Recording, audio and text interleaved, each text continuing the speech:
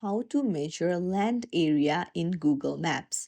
Hey everyone, welcome back to the channel. If you are new here, don't forget to hit the subscribe button and turn on the notification bell to not miss any updates. Today we're diving into a super handy feature that many of you asked about. How to measure land area using Google Maps.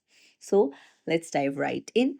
Open up your Google Maps first and then navigate to the location where you want to measure the land area. And first, you'll need to press and hold on the map where you want to start the measure. And then you'll be able to see a red pin drop right at the location. Now, from the menu that pops up, scroll a bit down and then you'll be able to see measure distance option. Just tap on it and now you will see dotted lines. So this is the line to measure the area, so you can drag it around.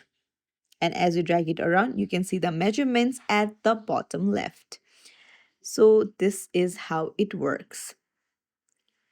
If you found this tutorial helpful, don't forget to like the video and subscribe to our channel for more helpful tips and tricks. Thank you for watching.